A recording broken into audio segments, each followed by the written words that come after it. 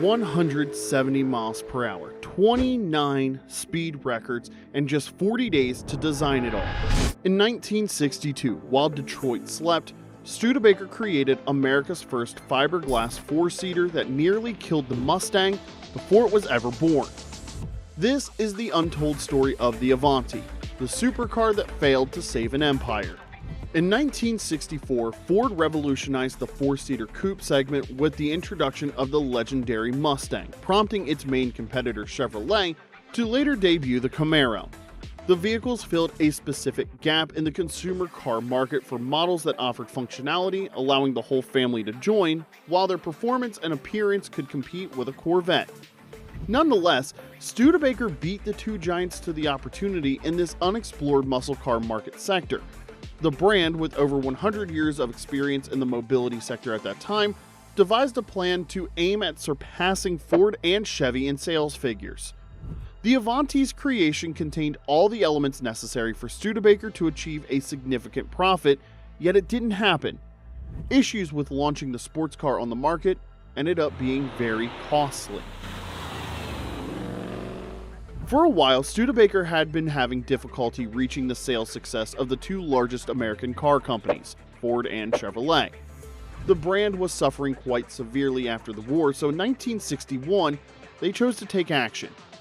Sherwood H. Egbert had expanded the power tool brand McCulloch Corporation to a total value of approximately $70 million, equivalent to about $722 million today. The underdog company Studebaker believed he was the ideal person to head its battle to ascend the ranks of the automotive industry. Having secured the right person, he immediately started designing the vehicle that would elevate Studebaker to the top of the sales rankings. During a work trip to California in 1961, he subsequently examined the vehicle aesthetics of that era in detail before creating his own design. Egbert subsequently reached out to designer Raymond Loewy in an effort to realize his vision. Loewy admired the design that Egbert created and felt inspired to collaborate with someone he referred to as having good taste, as noted by the Avanti Owners Association. Loewy had created vehicles for Studebaker previously, including the remarkable Commander Starlight.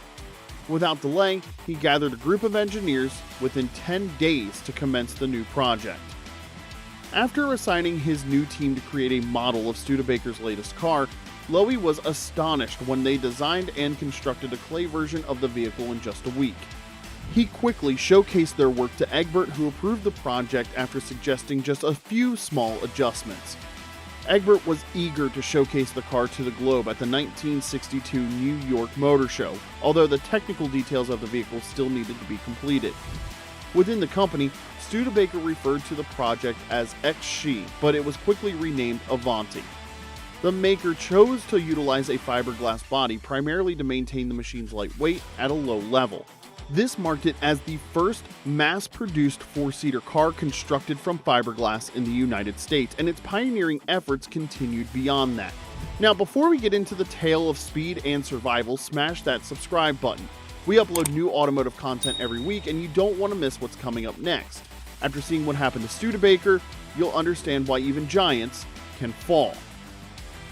Eager to ensure the Avanti was distinctive on the road, Egbert and Loewy's body design incorporated multiple unique features. The primary issue was the absence of a traditional grille on the front of the car. Eager to maintain a continual design, Loewy's team created a set of air intakes to regulate the engine temperature. These were positioned beneath the chrome front bumper, keeping the entire front section of the Avanti unobstructed. This quickly distinguished it from other cars of that era, but Studebaker aimed to guarantee this was true while in motion as well. Loewy's team guaranteed that the Avanti wouldn't be a wolf in sheep's clothing by providing Studebaker's 289 cubic inch V8 known as the R1 as standard. Studebaker additionally provided a supercharged variant of the R1 referred to as the R2. These were the most favored variants of the Avanti sold, with all except 9 having these motors. The 9 unclaimed examples showcased an enhanced variant of the supercharged R2 powertrain, which the brand creatively termed the R3. Studebaker enlarged the engine to 305 cubic inches, allowing it to generate an impressive 400 horsepower. The R3-equipped vehicles stunned the globe with their incredible speed, as one reached 153 miles per hour at Daytona in 1963. Another was taken to the Bonneville Salt Flats soon after, where it astonishingly set 29 distinct land speed records. One of these was for the maximum vehicle speed recorded on the flats, with the Avanti completing a mile run at 170 miles per hour. Every motor in the machine was paired with either a 3-speed automatic transmission or a 4-speed manual gearbox. Its remarkable performance benefited from its extremely low weight measurements. Studebaker employed the chassis from its Lark convertible model, reducing its length and installing a new leaf spring suspension system. The machine had a weight of just below 3,200 pounds, including the fiberglass body and mechanical components.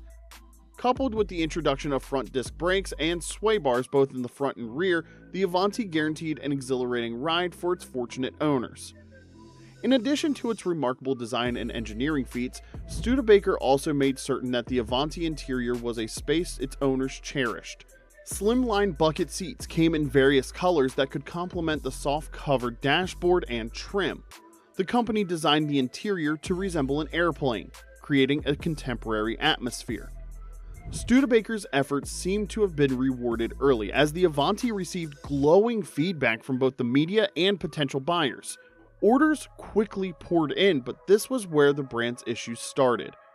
Studebaker found it difficult to meet the soaring demand, as issues with the manufacturing of its fiberglass bodies hindered productivity even more. Egbert aimed for 20,000 units sold in 1963, but only 3,832 were delivered to customers. This figure dropped to 809 for the 1964 model year, as buyers lost faith in the brand and opted for different vehicles. The Avanti's poor sales resulted in Studebaker's downfall in December of 1963, effectively ending the intriguing Avanti before it had really begun. Fortunately, its tale didn't conclude there, as Studebaker dealer Nate Altman and his business partner Leo Newman rescued the brand. The reasons the Studebaker Avanti did not become popular are as follows.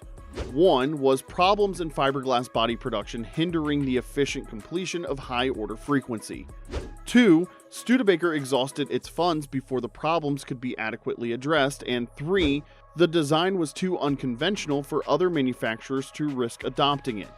After not being able to present the Avanti concept to other producers, the pair chose to obtain the necessary manufacturing equipment to build the machine themselves. Sales were weak, yet the company persisted in creating various models of the car throughout the following decades under multiple owners. The last owner created a 4-door variant of the vehicle, and a small number were produced before manufacturing ceased completely in 1991. Although it never fulfilled its complete potential, the Avanti endures as a cult legend. If it had been developed by a company slightly better equipped than Studebaker, it's quite possible the Mustang would have remained overshadowed by the Avanti from its inception. Thanks for watching the untold story of the Avanti. If you're fascinated by forgotten classics like this one, hit subscribe and check out other videos on our channel. Let us know in the comments section what other automotive underdogs should we cover next. Thanks for watching, and we'll see you next time.